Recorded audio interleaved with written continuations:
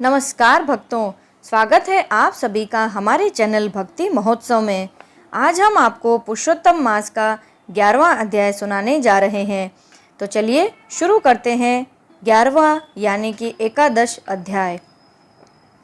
नारद जी कहने लगे, हे मुने, सब मुनियों से भी महाकठिन ऐसा कौन सा तप उस कुमारी ने किया, सो हमसे कहिए।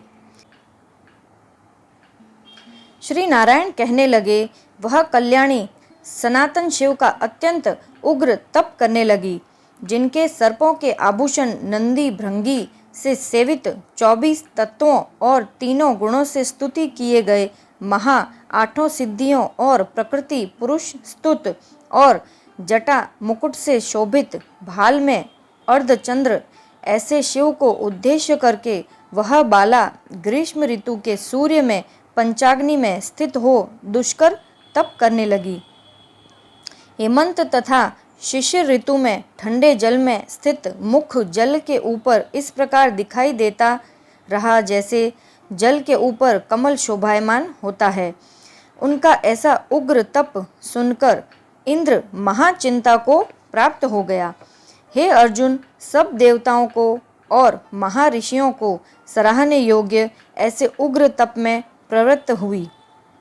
ऋषि कन्या को 9000 वर्ष बीत गए। फिर पार्वती पति शंकर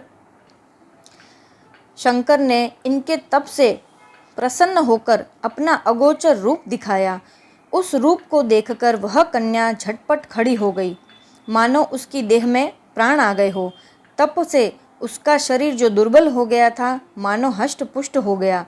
उस बाला ने नम्र होकर श्री कृष्ण को नमस्कार किया और विश्व वंदित श्री शिव का मनोसोपचार से पूजन किया और उसकी स्तुति करने लगी। हे राजन, जब उस मेघावी ऋषि की तपस्विनी श्री शंकर भगवान की स्तुति करके शांत हो गई, तब महाउग्र तप से उसका किया हुआ स्रोत सुनकर प्रसन्न मुख वाले श्री सदा शिव बोले, हे तपस्विनी, तेरा कल्याण हो, मन वांछित वर मांग। महा आनंद में मग्न कुमारी ऐसा सुनकर प्रसन्न हुए शिवजी से यह वचन बोली कि हे दीनानाथ, यदि आप मुझ पर प्रसन्न हो तो मुझको पति दीजिए। ऐसा ही वह 5 बार कहकर शांत हो गई। तब शिवजी मुनि कन्या को कहने लगे कि हे कन्या, तूने अपने मुख से कहा है वैसा ही होगा। तूने 5 बार पति मांगा, सो हे सुंदरी, तेरे 5 पति होंगे। श्री कृष्ण कहने लगे, शिवजी के ऐसे अनीति प्रिय वचन सुनकर बाला बोली, हे सदाशिव, एक स्त्री के एक ही पति हो सकता है, कहीं भी स्त्री 5 पति वाली नहीं देखी ना ही सुनी। एक पुरुष के 5 स्त्री तो हो सकती है, 5 पतियों वाली मैं कैसे होंगी? आपका ऐसा कहना योग्य नहीं है। हे प्रभो, ऐसा वरदान देने में आपको ही लज्जा होगी। उस कन्या के ऐसे वचन सुनकर श्री शिव कहने लगे कि इस जन्म में नहीं, अगले जन्म में होंगे। वहाँ तू तपोबल से योनि से उत्पन्न नहीं होगी और वहाँ भर्ता से उत्पन्न सुख को प्राप्त कर परम आनंद को प्राप्त होगी।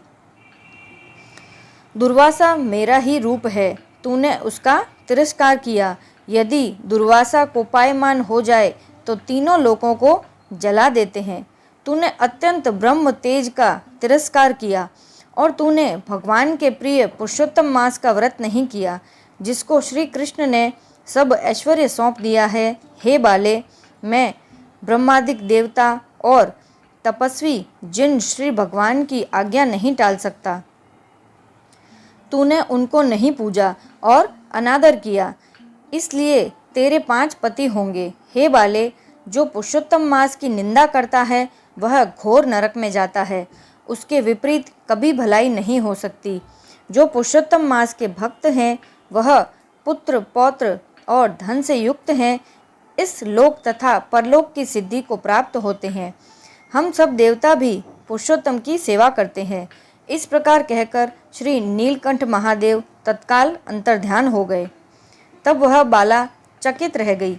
सूत जी कहने लगे कि हे ऋषियों, सदा शिव के अंतर्ध्यान होने से उस कन्या को भी चिंता हो गई। 11वां अध्याय समाप्त। तो भक्तों, आशा करते हैं आज का यह पुरुषोत्तम मास का 11वां अध्याय सुनकर आपको बड़ा ही आनंद आया होगा। इसी तरह हमारे साथ हमारे चैनल पर जुड़े रहें और हमारे चैनल को लाइक, शेयर और सब्सक्राइब ज़रूर से करें। जय श्री कृष्णा। ओम नमो भगवते वासुदेवाय नमः।